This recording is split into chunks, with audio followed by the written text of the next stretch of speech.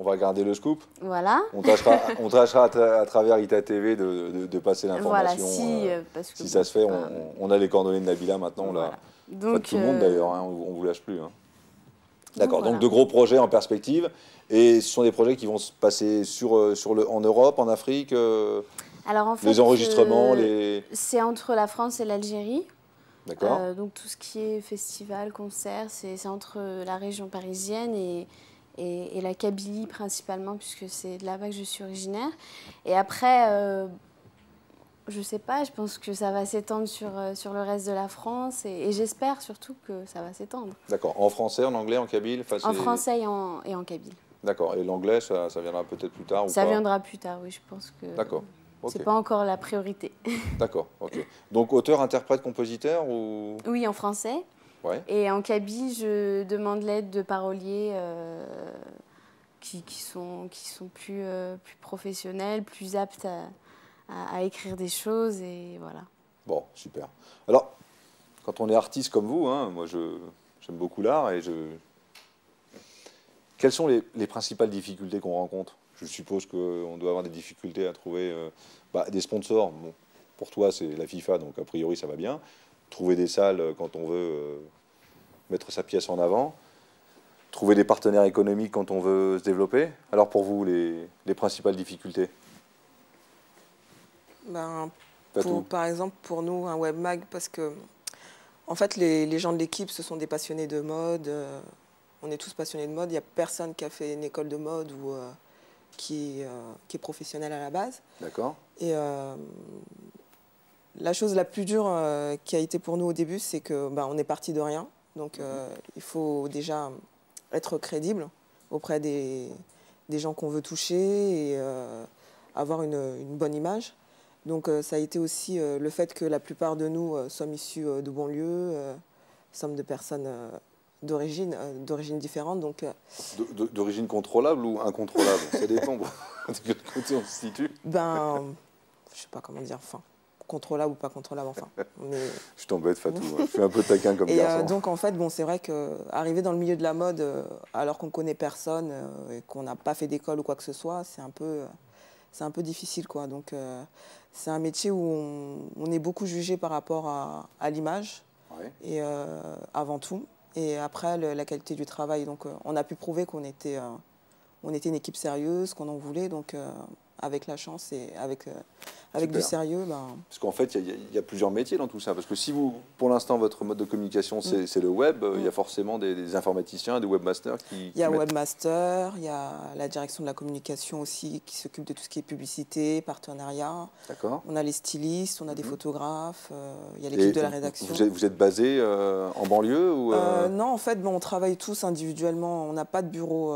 Pas encore? Pas encore. On travaille tous chez nous à la maison. On organise des réunions aussi chez la rédactrice en chef, celle qui a créé le magazine, qui s'appelle Sarah Diouf.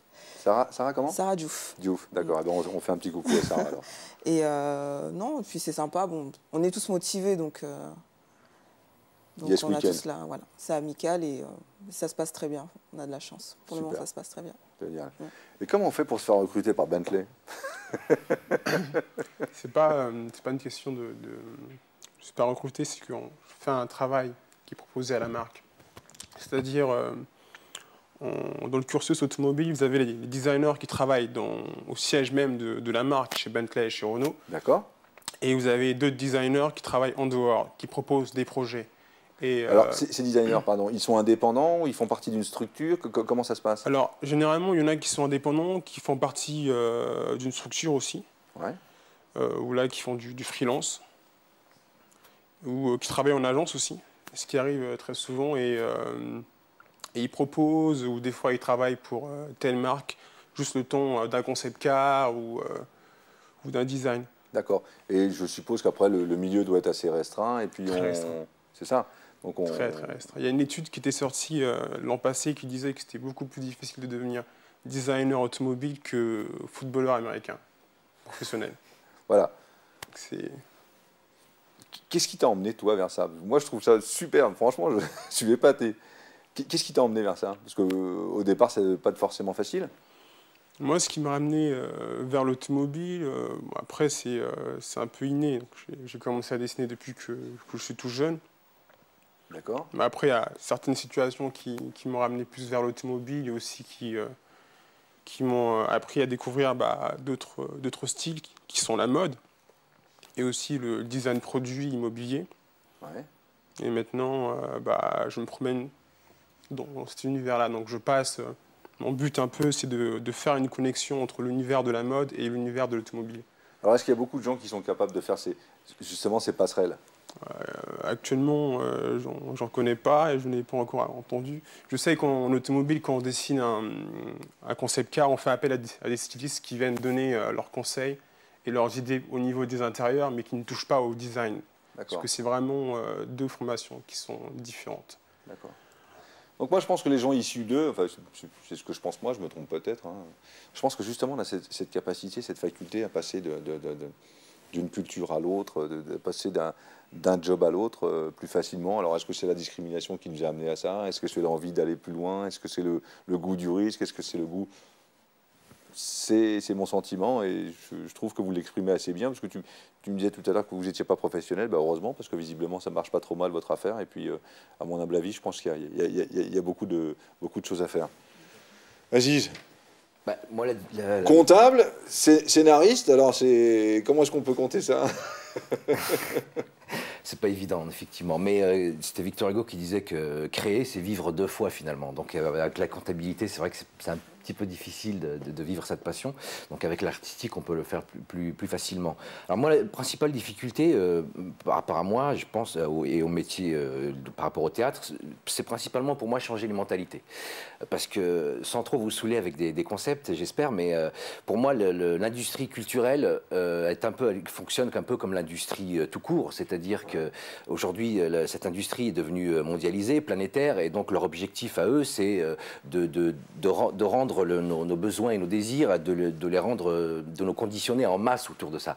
C'est-à-dire qu'ils ont donc des produits à écouler et ils nous martèlent à longueur de journée, régulièrement, ce qu'il faut acheter et parfois même ce qu'il faut penser. Et même ils réussissent à travers des concepts marketing à nous faire croire que si on n'achète pas tel ou tel produit, on est même des ringards. Donc l'idée, pour moi, l'industrie tout court rejoint un peu aussi les besoins de l'industrie culturelle qui, à force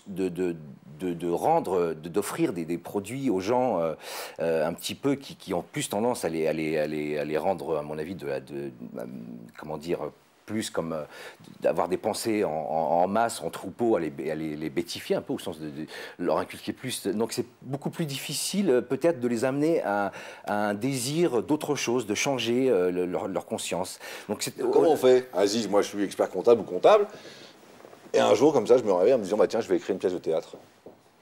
C'est une passion, c'est une envie? C'est avant tout une passion. C'est avant tout une passion. Il faut que ça soit une passion. Parce que je vois là une affiche qui dit « Rien de grand ne peut se construire sans passion ». Si ce n'est pas une passion, ce n'est pas la peine d'aller vers ça, quoi. Donc, et l'élément déclencheur?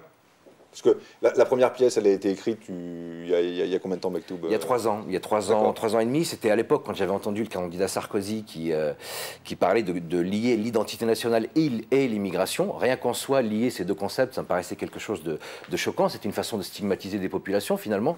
Dès qu'un gouvernement s'empare du thème de l'identité nationale, c'est toujours un peu un terrain boueux. Et on l'a montré. On a vu les dérives que ce débat a engendré, les dérives xénophobes et même, on peut le dire, racistes, que ça a dégénéré dans l'opinion et auprès de certains élus.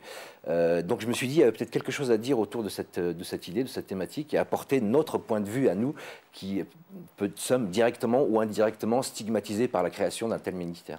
Donc on prend un papier, une feuille, et puis on commence à écrire. Un peu comme fait Nabila, visiblement, c'est ça? Oui, mais enfin, je ne sais pas pour toi, Aziz, mais en tout cas, je pense qu'on est avec, hein, quand c'est une passion, même si on est obligé d'avoir une profession à côté pour se stabiliser, parce que quelque part, l'artistique, il y a aussi un manque de stabilité. Ça dépend pour qui, hein. Il y en a certains. Alors ça dépend pour qui, mais il faut avoir pas mal de chance aussi, hein. Il y en a beaucoup plus qui ont du mal à se stabiliser que le contraire. Mais en tout cas, la passion, elle n'arrive pas à un moment donné, on est avec ou pas, quoi. D'accord. Après, elle se développe, ou on la ressent plus, ou on en prend conscience, mais elle est là, enfin, on est avec. Enfin, en tout cas, pour moi, c'était comme ça. Moi, je pense à la base, tu fais ce que tu veux. C'est-à-dire que moi, j'ai pas de temps à perdre à faire un truc qui va me faire, qui va m'embêter, quoi. C'est à la base, je pense qu'on a tous une passion et on l'a fait. Et après, en fait, je pense qu'il faut avoir la mentalité enfin, il faut avoir se dire qu'on peut faire ce qu'on veut.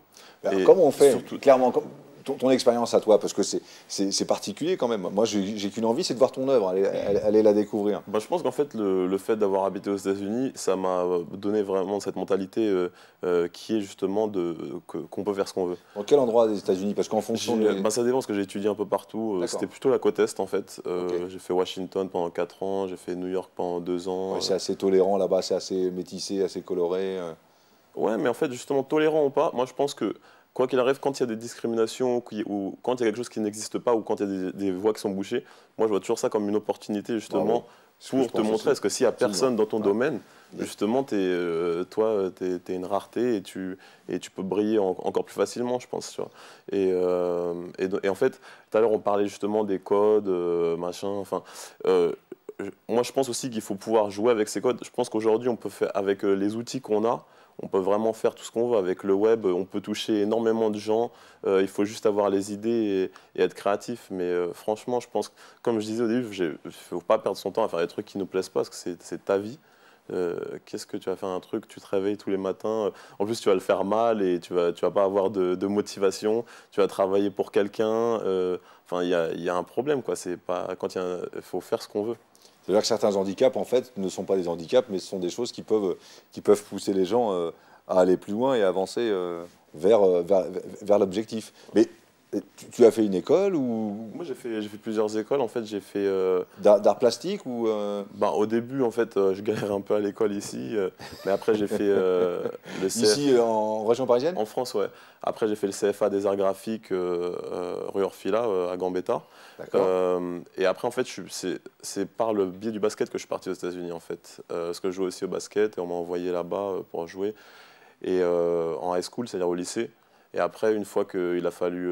je suis allé à l'université. Ouais. Ce qui est bien aux États-Unis aussi, c'est que, par exemple, il y a un système à l'école où tu peux faire du sport et des études.